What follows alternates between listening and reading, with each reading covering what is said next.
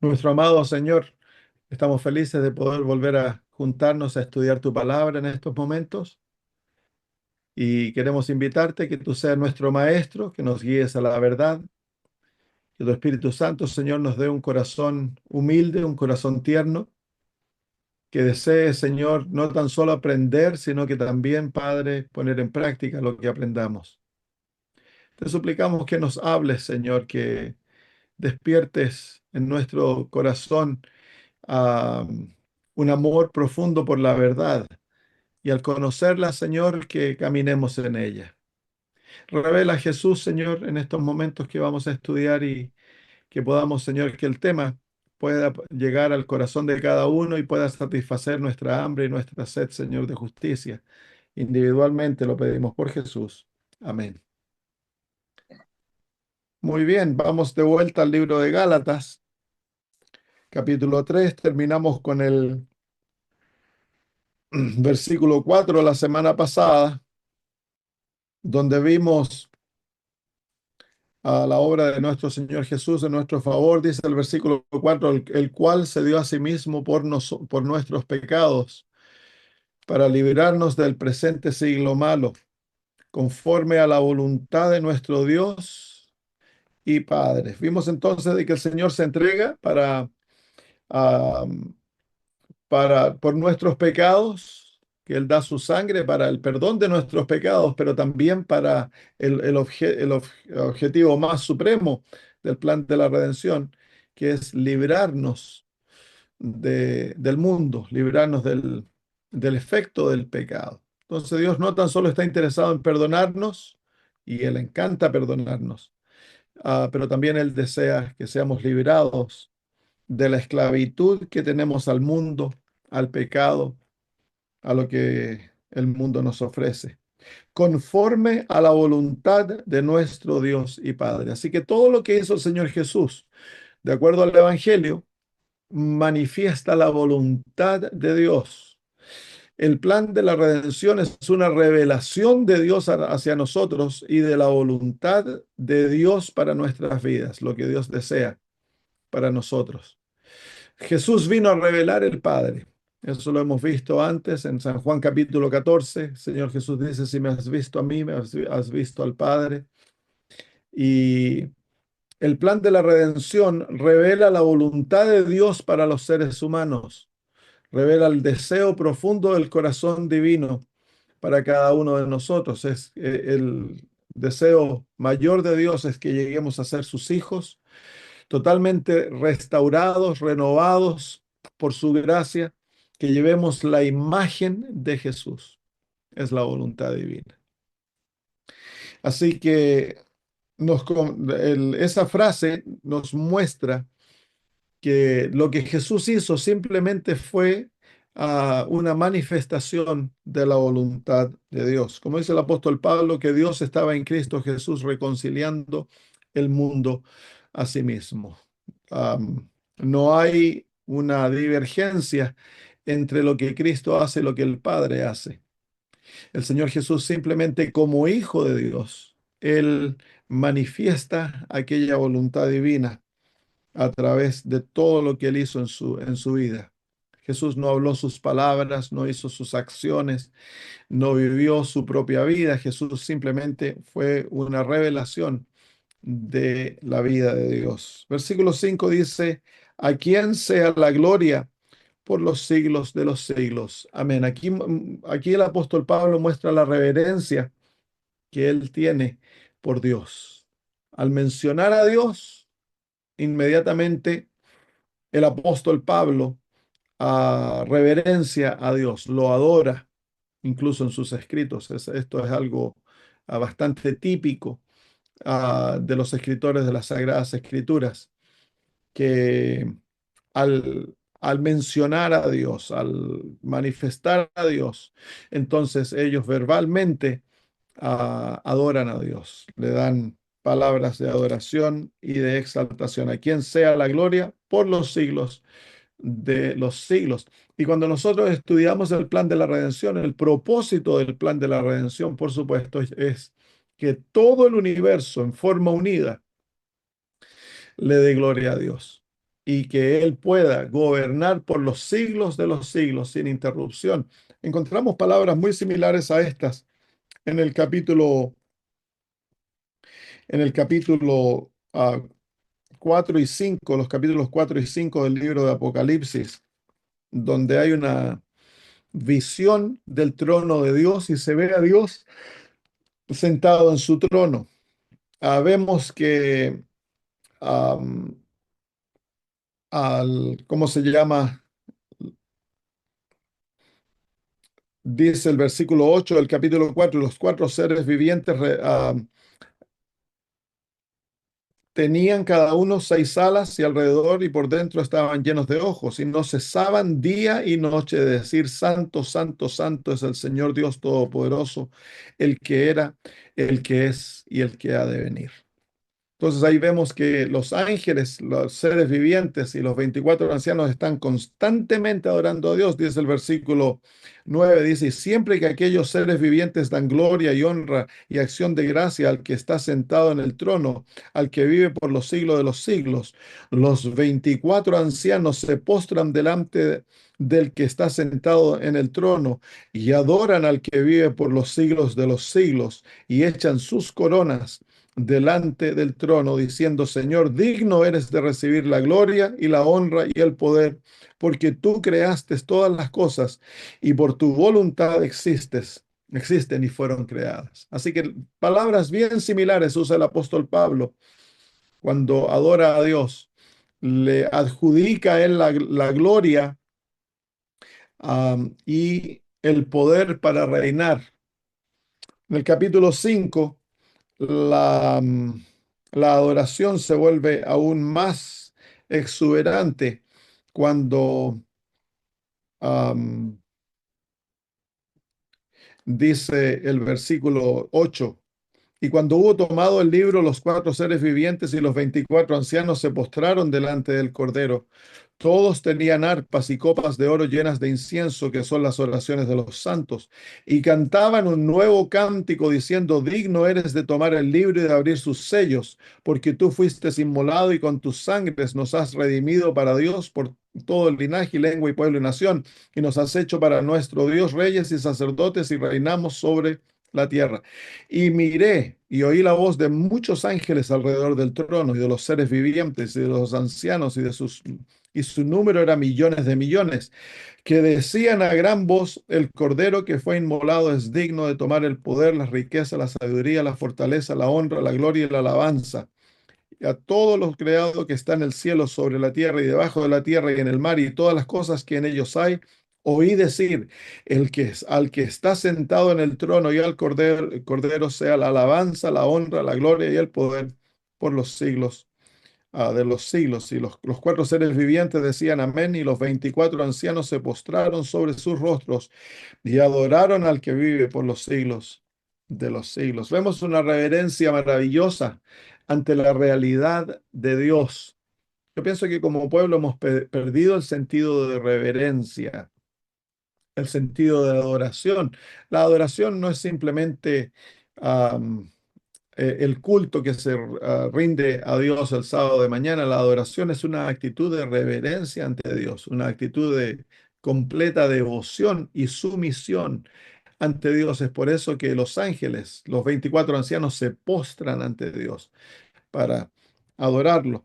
Así que nos muestra el sentido de gran reverencia que el apóstol mismo sentía hacia Dios. Menciona a Dios e inmediatamente le da gloria y honra por los siglos de los siglos, en el capítulo 1 y el versículo 5. Versículo 6 del capítulo 1 de Gálatas. Estoy maravillado. Vamos a leer la sección porque ahora se introduce una sección dentro del capítulo en la cual el apóstol Pablo llama la atención a los Gálatas al hecho de que ellos están siendo engañados a través de un evangelio falso. Vamos a leer los versículos 6 al 10. Estoy maravillado de que tan pronto os hayáis alejado del que os llamó por la gracia de Cristo, para seguir un evangelio diferente, No que haya otro, sino que hay algunos que os perturban y quieren pervertir el evangelio de Cristo.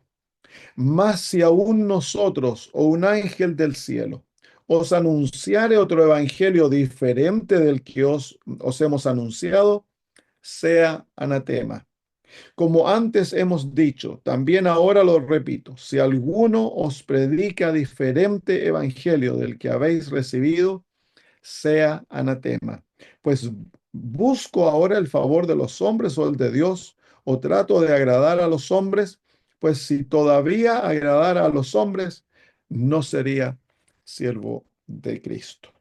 Entonces aquí comienza lo que se llama la defensa del Evangelio por el apóstol Pablo. El apóstol Pablo fue, um, ¿cómo se llama? Ah, usado por Dios para establecer la iglesia de los Gálatas, las varias iglesias que habían en Galacia. El apóstol Pablo a través de su ministerio las estableció y a través de ese ministerio el apóstol Pablo les enseñó todo lo que ellos necesitaban saber para ser cristianos maduros. Pero luego que el apóstol Pablo siguió su misión, salió del territorio de los Gálatas, después de él vinieron judaizantes, vinieron un grupo de cristianos que enseñaban de que para ser cristianos se necesitaba observar todas las fiestas y los ritos judíos y especialmente la ley ceremonial. No había duda en cuanto a la ley moral. El asunto controvertido por algunas décadas, luego de que vino el derramamiento del Espíritu Santo, fue el asunto de la relación de los cristianos gentiles a la ley ceremonial e incluso de los cristianos judíos. Y por varias décadas hubo controversia en cuanto a ello porque el cambio fue un cambio paulatino, no fue un cambio cortante. El entendimiento fue a través de la influencia, especialmente el apóstol Pablo. El apóstol Pablo ejerció una influencia muy poderosa para que la naciente iglesia cristiana se desligara de los ritos judíos y de la manera de vivir judía y se desligara de la circuncisión, de todas aquellas cosas y que como aceptar el evangelio de tan solo por fe, basado en la gracia de Dios. Muy bien, entonces el versículo 6 dice, estoy maravillado de que tan pronto os hayáis alejado del que os llamó por la gracia de Cristo para seguir un evangelio diferente. Entonces el apóstol Pablo aquí claramente él está confrontando el gran peligro que asediaba a las iglesias de Galacia. Y era que las iglesias de Galacia perdieran de vista el verdadero evangelio y cayeran en un error, que dice el apóstol Pablo, que ya estaban cayendo en eso y que fue tan rápido. El cambio ocurrió tan rápido. ¿Cuál es el peligro de aceptar un evangelio incorrecto? Vamos al capítulo 5 de Gálatas. Aquí el apóstol Pablo claramente les muestra el peligro de aceptar un evangelio incorrecto, que parece ser un verdadero evangelio, pero es una tergiversación del verdadero evangelio. Dice, versículo 4. Versículo 3. Y otra vez testifico a todo hombre que se circuncida, que está obligado a guardar toda la ley. De Cristo os desligasteis, los que por la ley os justificáis, de la gracia habéis caído. Entonces, el aceptar un evangelio falso nos lleva a desligarnos de Cristo, a quedar sin Cristo y a caer de la gracia. En otras palabras, a volver a estar en un estado de perdición, porque es la gracia de Cristo que nos salva. Efesios 2:8, por gracia sois salvos por medio de la fe. Y esto no es de vosotros, es don de Dios. Entonces, el gran asunto, el gran tema del libro de Gálatas es qué es el verdadero evangelio, cuál es el verdadero evangelio, cómo es el ser humano acepto por Dios, justificado. Eso es el punto de toque, la justificación. ¿Cómo acepta Dios al ser humano? ¿Cuáles son las condiciones de aceptación ante Dios? En cuanto a la obediencia, todo eso no entra casi al libro de Gálatas. El libro de Gálatas está, el apóstol Pablo está tratando de defender el principio de la experiencia del cristiano, cómo somos aceptos ante Dios, cómo Dios nos justifica. Muy bien, estoy maravillado, estoy despampanado, dice él, de que tan pronto os hayáis alejado del que os llamó por la gracia de Cristo. ¿Cómo puede ser que algo ah, de que el apóstol Pablo haya trabajado tanto tiempo para establecerlos en el Evangelio y que hayan caído tan rápidamente en un engaño? Es que hay dentro del corazón humano una constante tendencia al legalismo. Hay una constante, está el constante peligro, porque el yo no le cae bien el ser acepto por gracia. No le cae bien de que no haya nada de que yo tenga que hacer o que yo pueda hacer para ganarme el favor divino. No le cae bien al yo porque el yo es orgulloso. El yo desea sentirse importante. El yo desea adjudicarse galones por las obras. Entonces Dios ha desvanecido al yo al sacar del fundamento de la justificación y de la santificación las obras del ser humano. No somos aceptos por nuestras obras, ya lo hemos estudiado antes en el libro de Romanos. El apóstol Pablo se explaya en el peligro que existe de tener una experiencia basada en mis obras. No somos justificados por las obras. Entonces el apóstol Pablo aquí dice, estoy maravillado de que tan pronto os hayáis alejado. Este peligro, queridos hermanos, nunca deja de ser. Nosotros confrontamos este peligro constantemente en nuestra experiencia cristiana. El sentirnos importantes, el que creer de que porque, ok, yo predico el evangelio, gano almas, pago el diezmo, guardo el sábado, sigo la reforma pro salud, soy conservador en mi manera de vestir. El peligro está el comenzar a confiar en aquello y sentir de que Dios me acepta y que yo soy más importante ante Dios o soy más acepto ante Dios por mis obras. Ese peligro es constante en la vida cristiana. Todo cristiano lo encuentra, pero en nuestra denominación, en nuestra iglesia, es más latente aún, porque nosotros tenemos principios de vida muy altos. Hemos sido llamados a cambiar nuestra manera de beber, de comer, de vestirnos. Somos llamados a reformar la ley de Dios ante el mundo, guardar el sábado, exaltar el sábado. Tenemos principios de educación, principios de vida en el hogar. Entonces, como hemos sido llamados como pueblo a vivir una vida cristiana de principios morales y de vida muy altos, para nosotros el peligro de confiar en nuestras obras es más latente que para otros cristianos. El peligro es más grande. Entonces, como adventistas del séptimo día, nosotros hemos de cuidarnos del peligro de caer en la confianza en nuestras obras si no tenemos el mismo peligro que los Gálatas. Podemos caer de la gracia y desligarnos de Cristo y encontrarnos perdidos, a pesar que estamos en la iglesia. Estoy maravillado de que tan pronto os hayáis alejado del que os llamó por la gracia de Cristo. Entonces ahí se encuentra de que el llamado que Dios hace a nosotros es por gracia. No hay nada en nosotros que merezca ser llamados por Dios. Lo opuesto, nosotros éramos enemigos de Dios. Si tú miras tu vida antes de ser convertido, tú vivías una vida de enemistad contra Dios y hay aspectos en tu vida que aún se manifiestan en enemistad hacia Dios. Todo nuestro ser, naturalmente, es enemigo de Dios. Así que no hay nada en nosotros que nos recomiende a Dios. Es su gracia que motiva a Dios a llamarnos. Y fuimos llamados por gracia a través de Cristo. Por eso que las parábolas de Jesús, de la oveja perdida, que el pastor va a buscar a la oveja, no es la oveja que busca al pastor. La moneda perdida es la mujer que busca la moneda.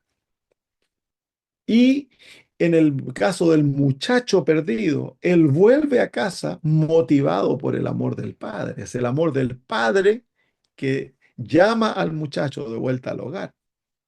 No es algo innato, no es algo natural en la oveja o en la moneda o en el muchacho que lo lleva a volver. Es la gracia divina que sigue al pecador donde quiera que éste está. Entonces, el propósito del Evangelio es desvelar ante nuestros ojos nuestra pecaminosidad y destruir nuestro orgullo, nuestra dependencia propia y hacernos totalmente dependientes de Dios, de Cristo Jesús. Estoy maravillado de que tan pronto os hayáis alejado del que os llamó por la gracia de Cristo. Entonces aquí nuevamente el apóstol Pablo muestra el peligro. Al aceptar un evangelio falso, ellos se han alejado del que los llamó, se han alejado de Dios. Entonces, al nosotros no comprender la profundidad de la gracia y de a dónde nos ha sacado Dios, al nosotros no comprender la profundidad de nuestra pecaminosidad y maldad, naturalmente nos vamos a alejar de Dios. Porque vamos a comenzar a confiar en nuestros propios esfuerzos, en nuestras propias creencias, en nuestra manera de ser como cristianos, y eso nos desliga de Cristo, nos separa de Él, nos aleja de Él. Será por eso de que como adventistas, nosotros como pueblo somos un pueblo que tendemos a no orar mucho. Tenemos oraciones mecánicas, no tendemos a depender del Espíritu Santo de Dios. Nuestros cultos tienden a ser formales. ¿Por qué? Porque nosotros tendemos mucho a depender de nuestras propias obras. Y eso nos lleva a desligarnos, a alejarnos de Cristo, a no tener una relación viva con el Señor. Bienaventurados los que, dice el Señor Jesús, tienen hambre y sed de justicia, porque ellos son saciados. Entonces, para nosotros ser saciados de hambre y sed, decir, de nuestra hambre y sed, tenemos que tener hambre y sed de justicia. Para que el Señor nos dé su justicia, nosotros debemos de tener una necesidad muy profunda, hambre y sed de justicia. Sin esa hambre y sed, nosotros no podemos ser saciados. Entonces, pero para poder ser saciados, nosotros hemos de venir con la necesidad ante Dios. Y ahí es donde el apóstol Pablo, porque él ha experimentado tan profundamente el Evangelio y le ha sido revelado a él ve claramente el peligro en que se encuentran los Gálatas. Y es el peligro que eventualmente llevó a toda la iglesia cristiana a caer. De ahí sale la iglesia católica, la iglesia ortodoxa, que se vuelven iglesias que dependen de asuntos materiales para su salvación y no de una relación viva con Cristo. Nosotros corremos el mismo peligro. El mismo peligro, es el peligro latente para toda generación de cristianos, el confiar en nosotros mismos. Muy bien, estoy maravillado de que tan pronto os hayáis alejado del que os llamó por la gracia de Cristo, para seguir un evangelio diferente. Entonces aquí nosotros debemos entonces definir cuál es el evangelio y cuál es el evangelio diferente. Dice, no que haya otro, no hay otro evangelio, hay solo un evangelio, pero Satanás lo ha tergiversado, ha creado una falsificación del evangelio verdadero que pareciese ser un evangelio, pero no es evangelio verdadero, no da los frutos de justicia que el verdadero evangelio tan solo puede dar, que es la imagen de Cristo, el carácter de Jesús, los frutos del Espíritu. ¿Cuál es entonces el evangelio verdadero? Vamos al libro de Romanos. Ya vimos aquí que el evangelio verdadero está basado en la gracia de Dios, que Él es el que llama,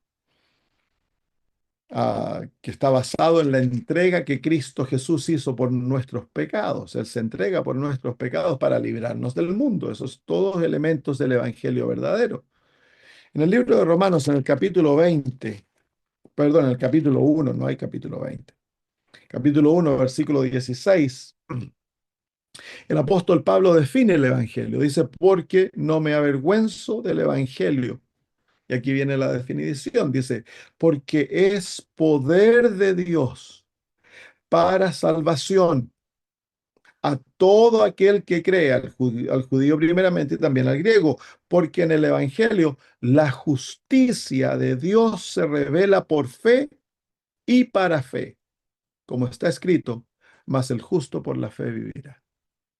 Entonces aquí el apóstol Pablo nos da la definición majestuosa del evangelio, nos dice que es el poder de Dios para la salvación del ser humano. Él divide al ser humano en dos grandes grupos, los judíos y los griegos o los gentiles.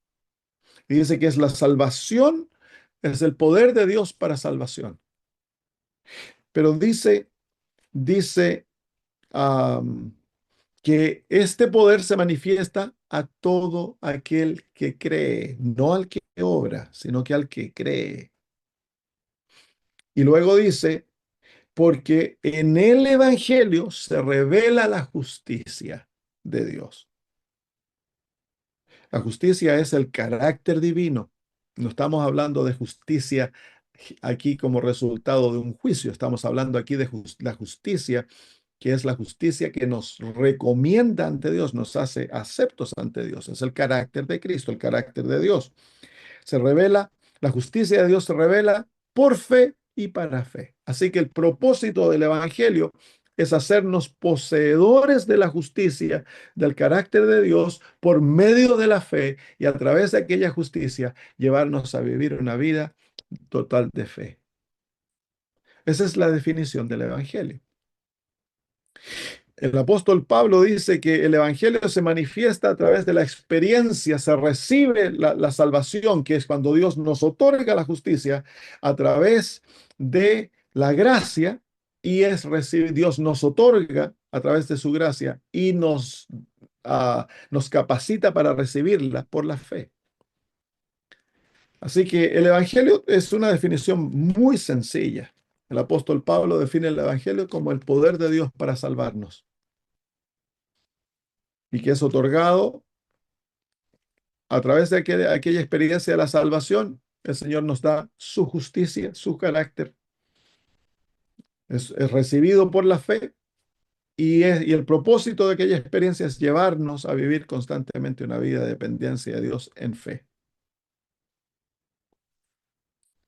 Vamos de vuelta a Gálatas 1. Entonces, ese es el evangelio del que el apóstol Pablo habla, que él le otorgó a los Gálatas, y es el evangelio que a través de las edades siempre ha salvado al ser humano, tanto en el Antiguo como en el Nuevo Testamento. Algunos creen que el ser humano era salvado de una manera distinta en el Antiguo Testamento, pero no es así.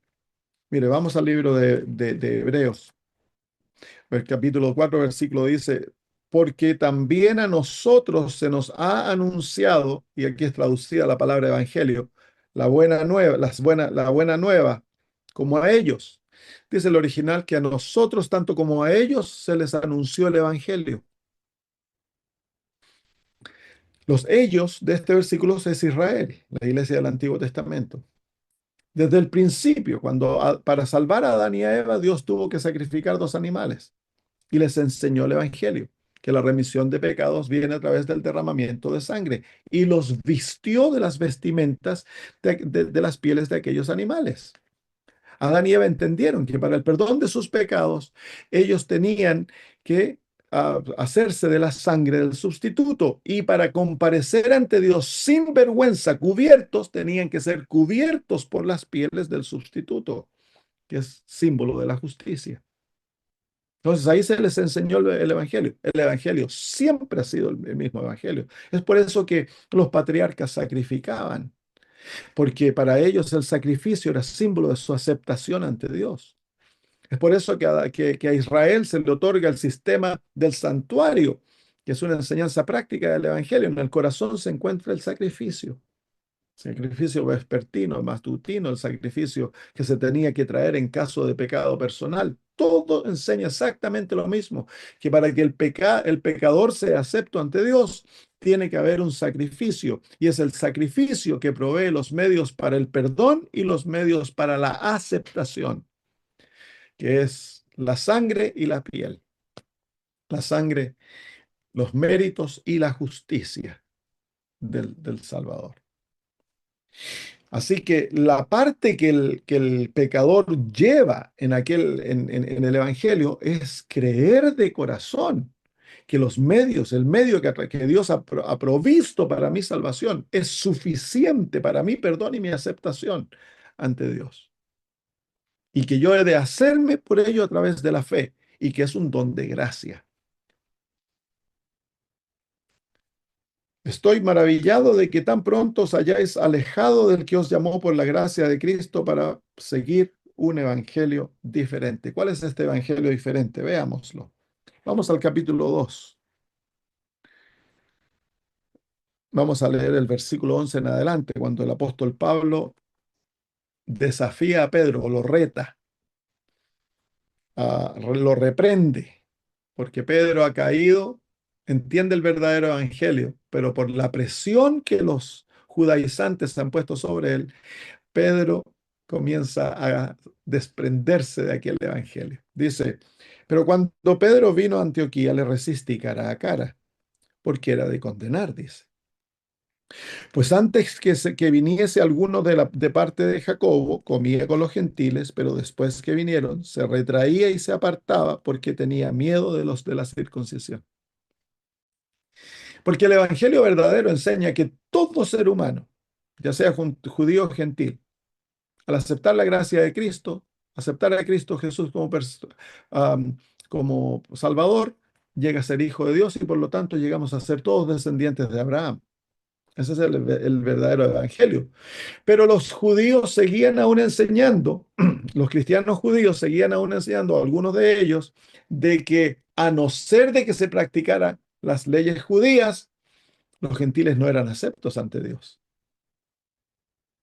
Y dice, y en su simulación, dice, participaban también los otros judíos, de tal manera que aún Bernabé fue también arrastrado por la hipocresía de ellos.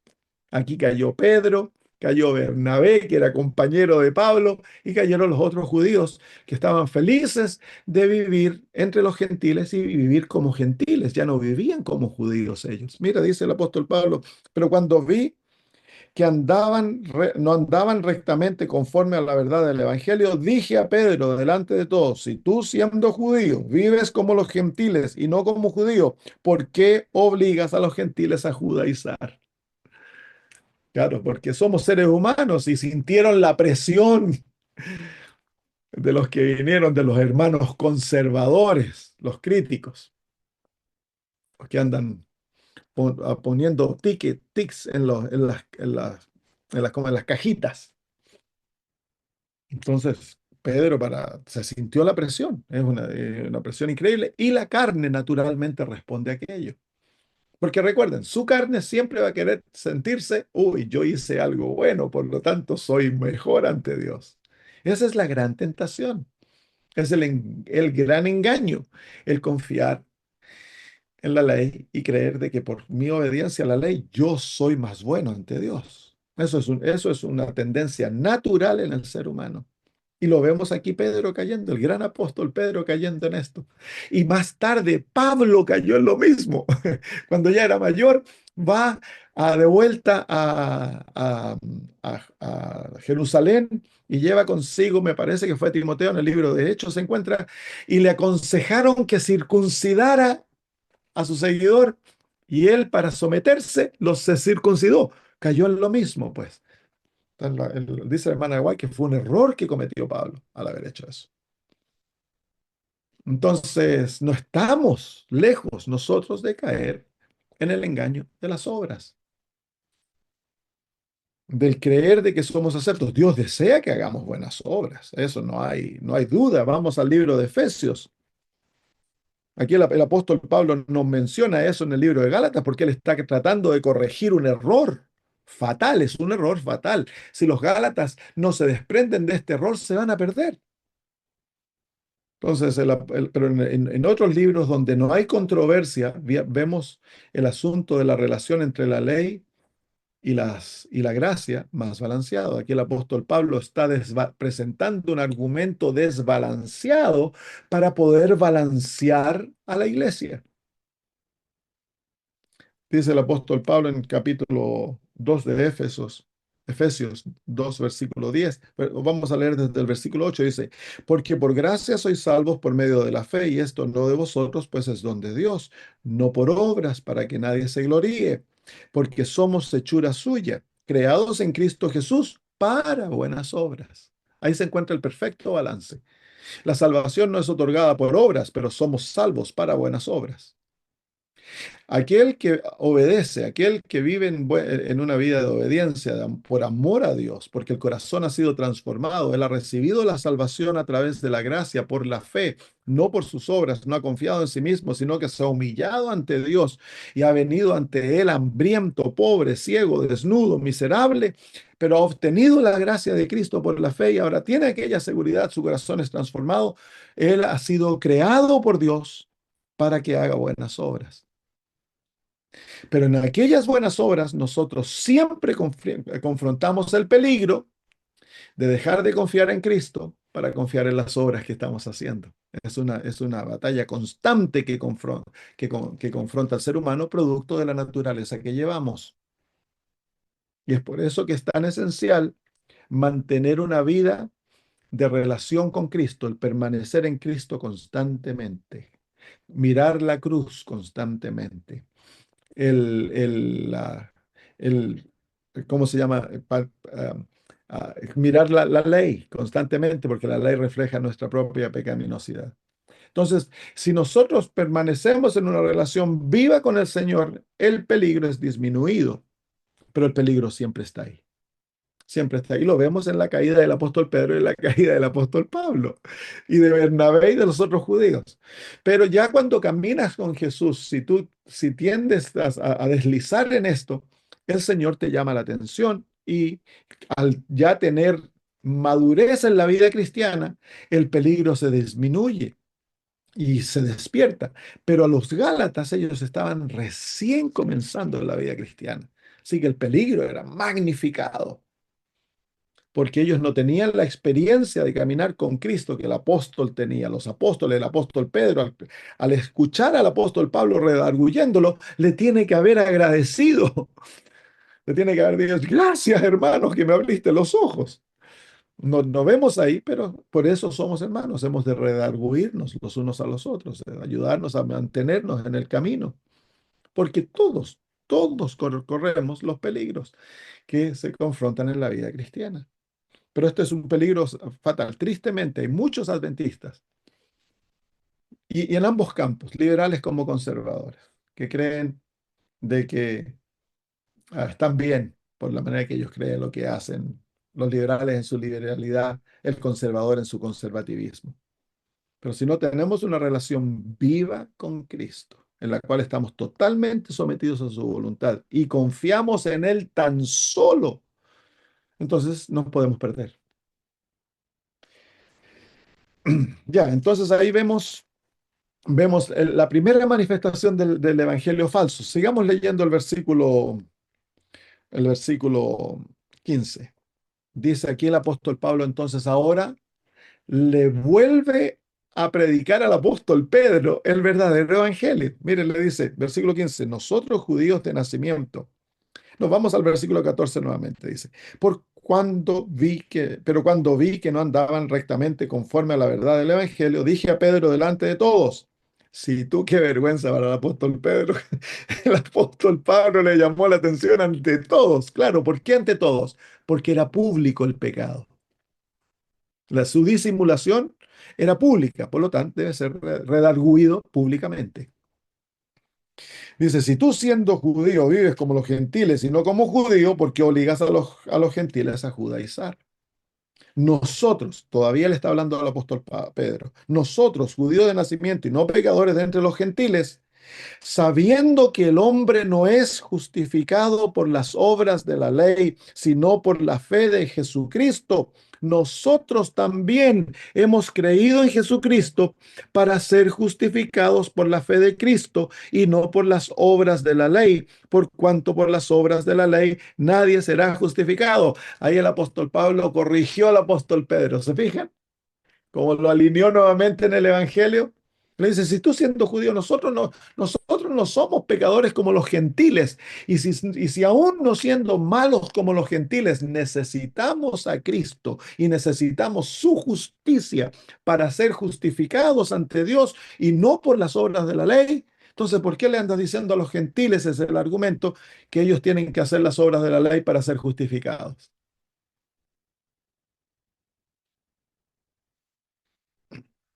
Ahí está clarito, clarito, clarito el argumento del libro de Gálatas. Ese es el corazón del libro de Gálatas. Es el corregir cómo el ser humano es justificado, cómo es acepto ante Dios. Vamos a leer eso nuevamente.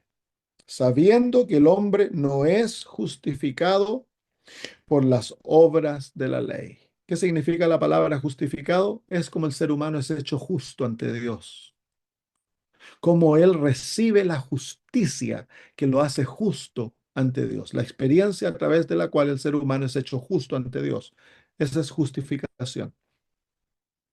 La justificación es simplemente la experiencia a través de la cual Dios otorga la justicia al ser humano para que él lo acepte.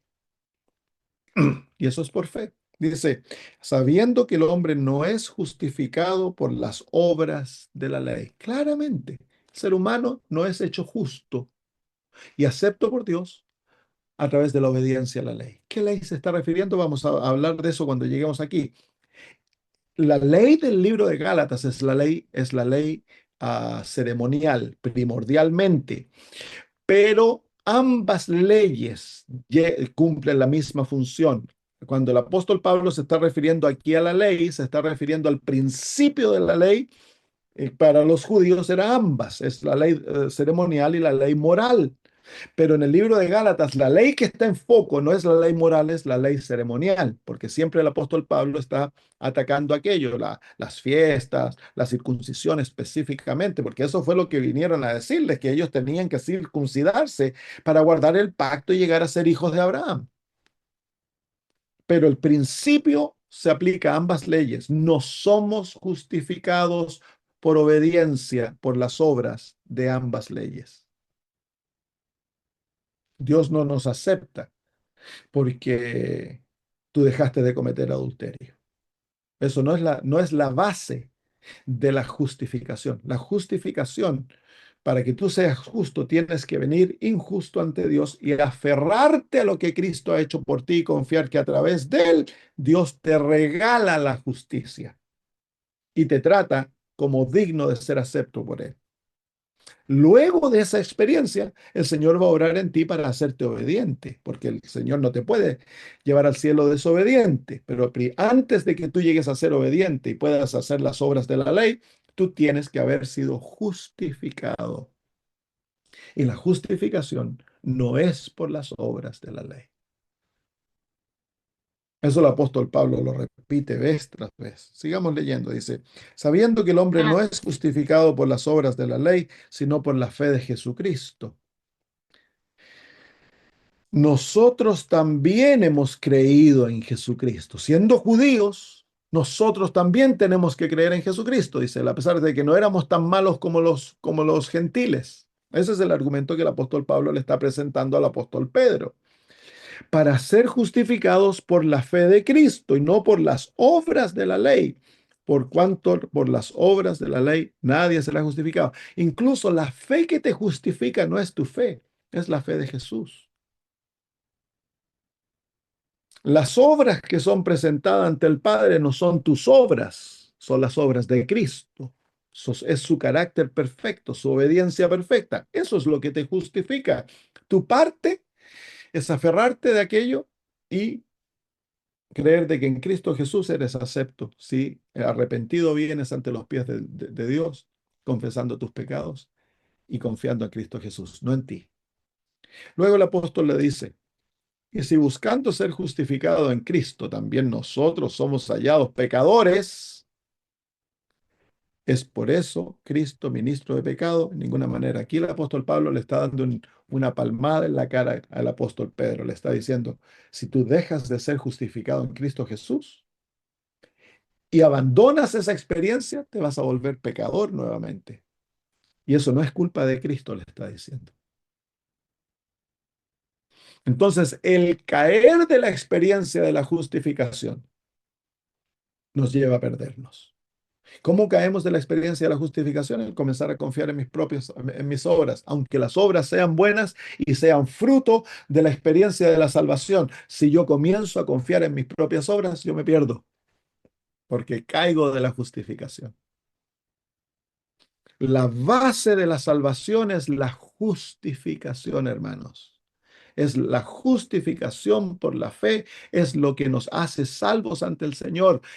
El fruto de la justificación es la santificación, el crecer en Cristo y volvernos como Cristo, el vivir una vida de obediencia, una vida de pureza, una vida santa, una vida de lealtad a Dios.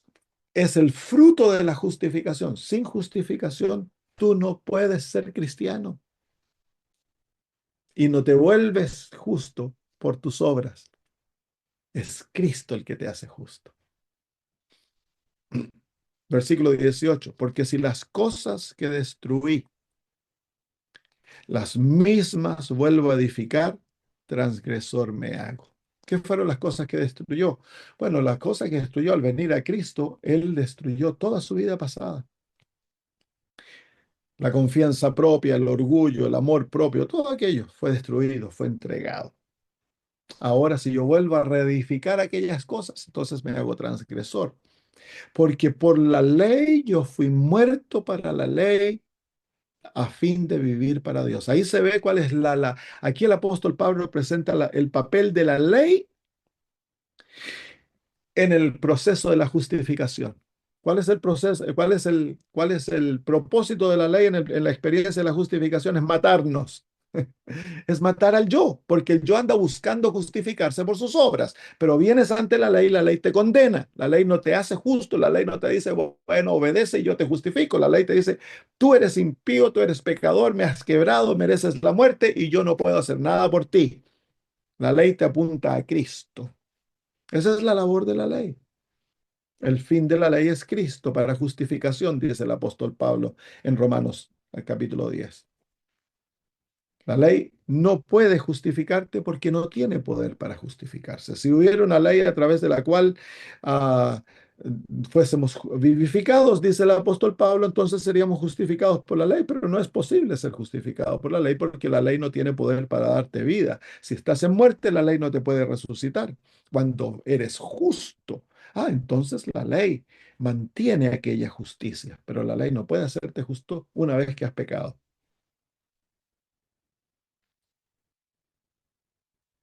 Porque por la ley soy muerto para la ley, a fin de vivir para Dios. Entonces la ley, vienes, te condenó. Si tú te entregas a Cristo, entonces la ley te declara muerto, moriste en Cristo. Y ahora resucitas, la experiencia del bautismo, resucitas para Dios y ya la ley no te condena.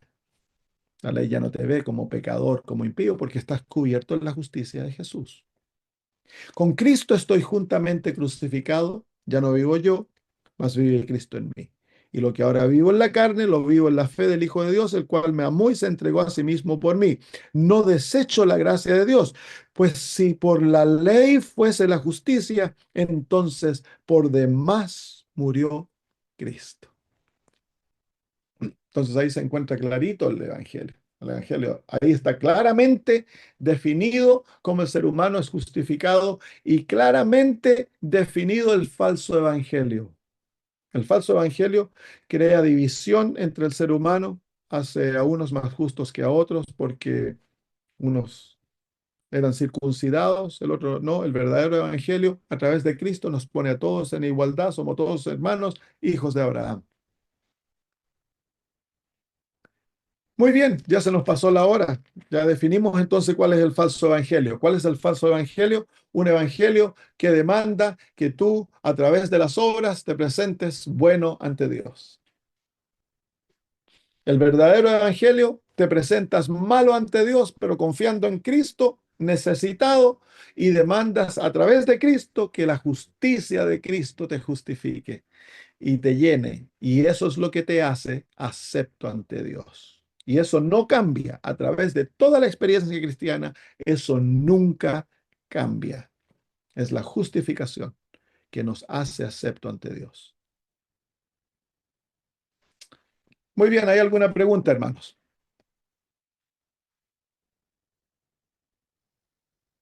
¿Qué tal, pastor? Sabe que me quedé pensando, qué difícil, qué difícil que en ese tiempo era por obra y ahora también. Y el mundo nos lleva, el mundo siempre nos paga por obra. O sea, vos para ser el mejor en lo que sea, tenés que obrar. Para en cualquier trabajo, tenés que, todo es un ida y vuelta. O sea, tenés que hacer todo por obra. Si no haces nada, no, si no hay obra, o, entre comillas, ¿no? No sos nada. O sea, no hay un Claro. cambio, no hay vida. Entonces el mundo nos lleva a tener en el subconsciente, en el inconsciente y en el consciente siempre que todo es por obra. Todo, Por eso es muy difícil, pastor, hasta el mismo evangelio, pastor. claro. Por eso esto es la fe y es fe. Sin fe es imposible agradar a Dios. Gracias, pastor. Claro, es que el reino de Satanás está basado en las obras, porque es la manera que el reino de Satanás cuando perdió su posición como hijo de Dios y abandonó el cielo, él perdió su sentido de valor. En el reino de Dios, tu valor viene por la relación que tú tienes. Por eso que las genealogías son tan importantes en la Biblia, porque eso es lo que nos otorga valor. Tu valor viene porque tú eres hijo de tu padre, hijo y el que fue hijo del otro, y el que fue el hijo del otro, y el que fue el hijo del otro, y el que fue el hijo de Dios. Entonces, nuestro valor viene porque somos hijos de Dios. Entonces, en el reino de Dios, valor es adjudicado por relaciones, no por obras. Pero cuando Satanás perdió eso, él creó un reino en el cual el valor es adjudicado por las obras. Y es por eso de que en el reino de Dios, en el reino de Satanás, la competencia es tan importante. El que yo sea el mejor, el más importante, el número uno, el que yo corra más rápido, que eche los más goles, el que yo cante mejor, el que yo actúe más grande, el que me reconozcan, el que yo me vista con la mejor ropa, el que tenga más dinero. ¿Por qué? Porque en el reino de Satanás lo que te da valor es tus obras. Entonces Dios desea que nosotros dejemos eso de lado y que nuestra mente cambie y que veamos de que en el reino de Dios lo que nos da nuestro valor intrínseco es nuestra relación con Cristo. Eso es lo que a mí me hace un hijo de Dios. Entonces hemos de morir a esa mentalidad para poder vivir en la mentalidad que gobierna el reino de Dios, que es ah, la relación con Dios. Y en esa relación está la obediencia, el amor y todo eso que viene en forma natural. Nada de esto niega lo otro. Hay otro evangelio que es falso, que dice, no te preocupes de la obediencia, todo eso, preocúpate del amor y de conocer al Señor nomás y que la obediencia no importa. Ese es otro evangelio falso. No es el evangelio falso que el apóstol Pablo está atacando en el libro de Gálatas.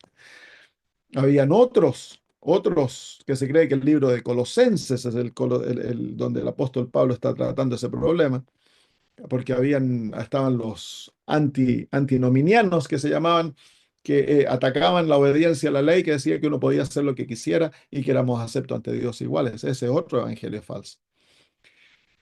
Así que, pero nuestro valor en la vida cristiana, nuestro crecimiento, todo está basado en la relación con Dios. La obediencia, la santificación, el crecimiento, el desarrollo de los atributos de Cristo.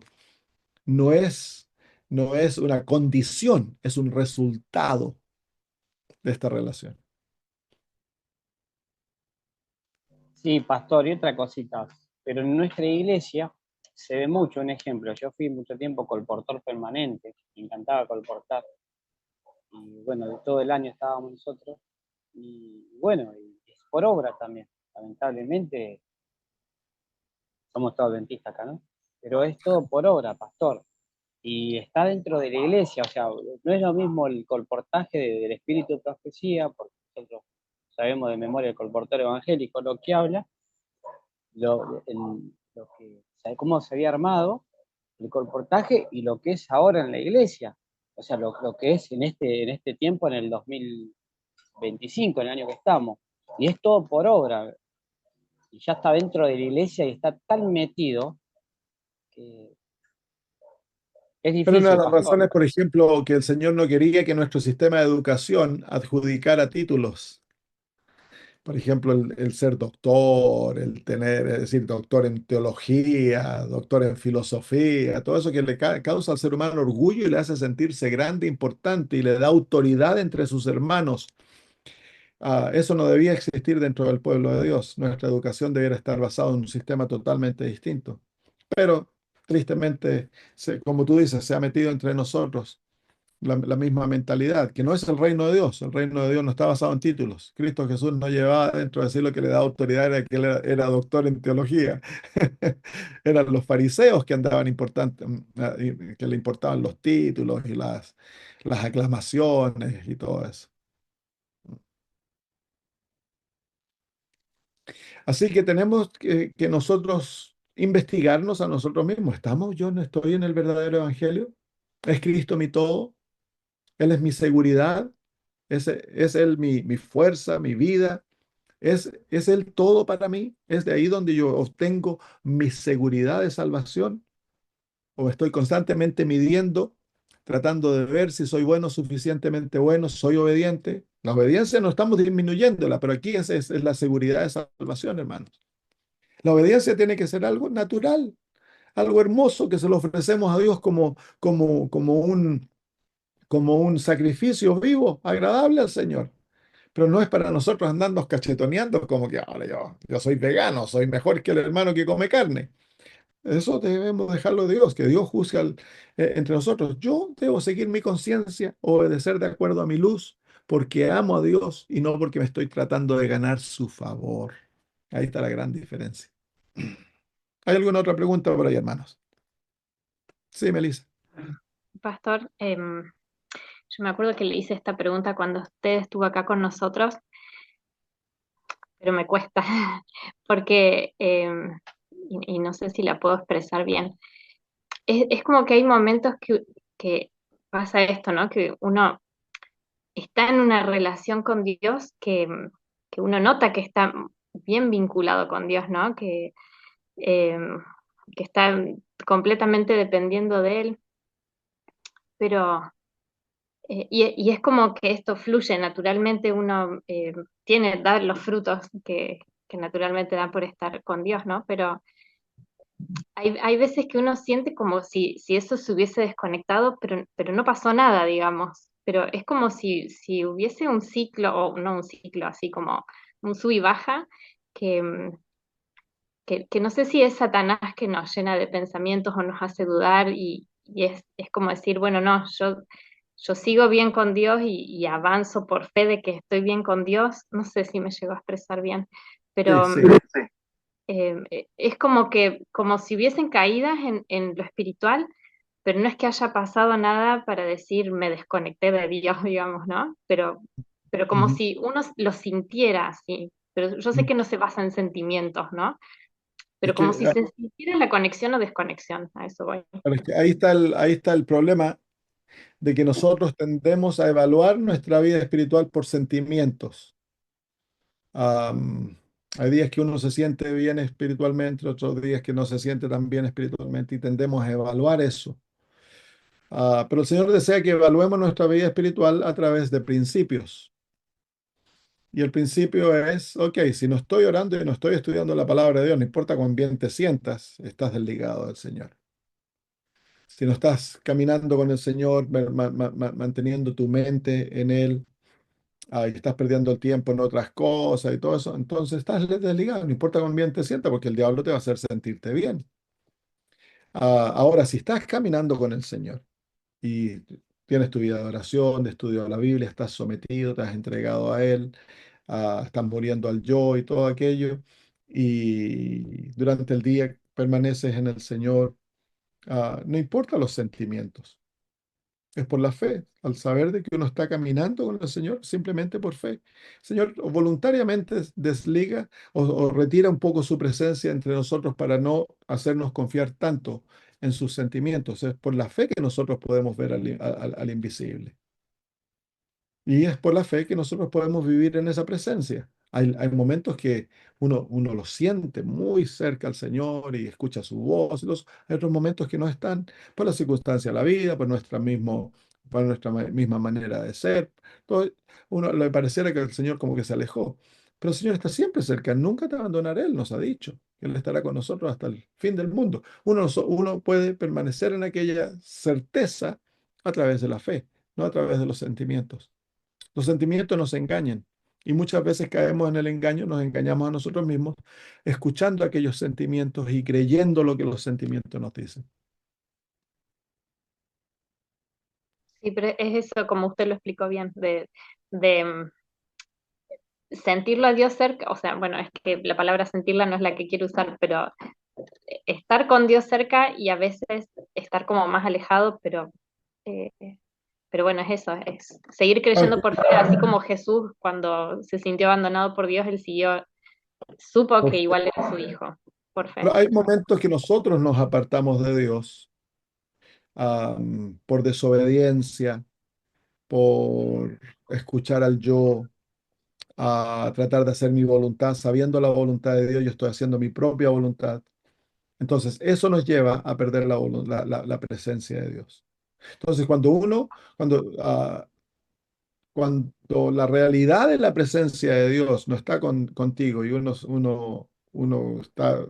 estás en oscuridad, entonces uno tiene que preguntarse, ¿que estoy caminando? Porque puede uno que esté mecánicamente estudiando la Biblia, orando, pero si estás viviendo en desobediencia, cuando se conoce la voluntad de Dios claramente y nosotros estamos luchando con esa voluntad, no me quiero someter, no quiero hacer lo que Dios me ha dicho, entonces yo voy a perder la presencia de Dios. Porque Dios no puede bendecir desobediencia. Entonces, cuando la hemos perdido, tristemente hay muchos adventistas que se han acostumbrado a vivir sin la presencia de Dios, sin la seguridad, la certeza, la paz que trae, porque la voluntad, la presencia de Dios trae paz. Cuando se pierde aquello, el sentido de luz, el sentido de un gozo interno, se pierde y se pierde por mucho tiempo. Uno tiene que preguntarse, ¿por qué es que no tengo aquello? ¿Por qué es que no hay gozo? Por qué no hay victoria? ¿Por qué es de que no tengo el poder del Espíritu Santo? Entonces, uno tiene que preguntarse y tiene que investigar la vida. Me ha mostrado el Señor claramente cosas que debo hacer y no las estoy haciendo. Me está indicando relaciones que debo arreglar. Te estoy indicando esto. Hay un montón de cosas que uno tiene que investigarse y ver si entonces, cuando uno se da cuenta, cuando tú vuelves al camino de la obediencia, te vas a dar cuenta que la luz y la paz del Señor vuelve a manifestarse. Entonces, el arrepentimiento, la confesión y el volver a caminar en obediencia trae nuevamente la bendición de la presencia de Dios a la vida.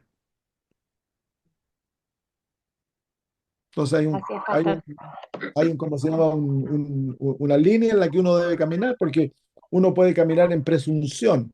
Uno puede caminar en presunción y decir, bueno, no importa que yo no lo sienta, está todo bien, yo estoy haciendo esto está todo bien. Y no vivir en la presencia del Señor, no tener la dulce seguridad de que el Señor está conmigo. Está bien que a veces eso, el Señor se retira un poco y uno tiene que por fe seguir caminando, pero si esa es la constante realidad en la que yo estoy, entonces hay que investigarse la vida. Y uno en forma rutinaria tiene que investigar la vida. Tiene que venir ante el Señor y decirle, Señor, hay cosas en mí que están en contra de tu voluntad. Muéstrame, Señor, si estoy desobedeciendo tu ley, hay relaciones que debo a arreglar, a lo mejor he ofendido personas, por favor, muéstrame, Señor. Porque es importantísimo mantener la presencia del Señor en la vida. Ujú, Entonces hay un balance, espero que vean el balance de ambas realidades.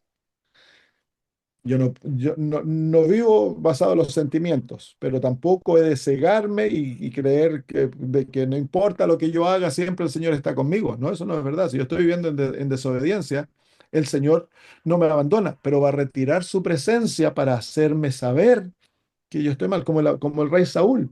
Cuando el rey Saúl no se quiso arrepentir, él perdió la presencia de Dios y comenzó a ser atormentado por espíritus, cayó en depresión, estaba, ¿cómo se llama?, atormentado y nunca se arrepintió, nunca quiso reconocer que él estaba haciendo lo malo. Si él lo hubiera reconocido, habría nuevamente ganado el favor de Dios y Dios, su presencia, la dulce presencia, habría estado con él.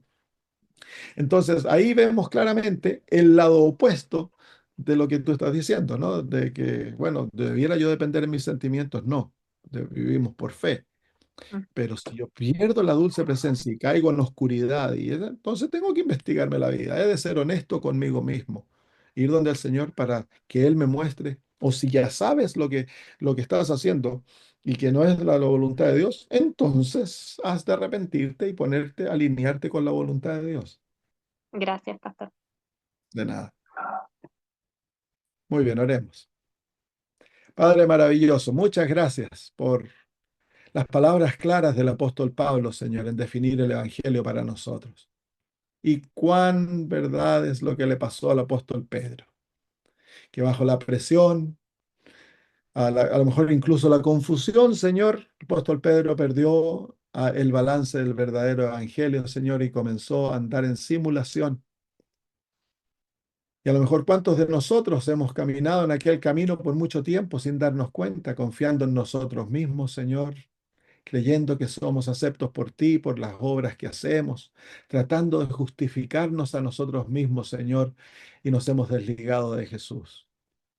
Queremos pedir que nos hagas, Señor, totalmente centrados en Cristo. Que Él sea nuestra vida, nuestro amor, nuestra esperanza, nuestras fuerzas. Que Él sea nuestra salvación, que en Él confiemos que tenemos vida eterna en Él, Señor. Llévanos, Padre, a no confiar en nuestras obras y si estamos viviendo en desobediencia y estamos, Padre, a- aferrándonos a nuestra propia esperanza, entonces pedimos por Jesús, abre nuestros ojos. Si hay oscuridad en nuestra vida, lo que hablamos al último y no tenemos la dulce certeza de tu presencia, te suplicamos, Señor, llévanos, danos el poder de tu Espíritu para investigar nuestra propia vida, Señor, y ver dónde estamos viviendo en desobediencia, para que tengamos la dulzura, Señor, de tu presencia, de tu guía, de tu compañía, Señor. Gracias, Padre. Bendícenos ahora. Al separarnos, que tengamos el gozo, Señor, de caminar contigo. Lo pedimos por Jesús. Amén. Muy bien, amigos. Un Amén. abrazo. Y con los de Argentina nos vemos el viernes. Sí, Un abrazo Mira, para todos. Que el Señor los bendiga. chao, gracias. pastor, la vemos. Dios la bendiga. Chao, chao.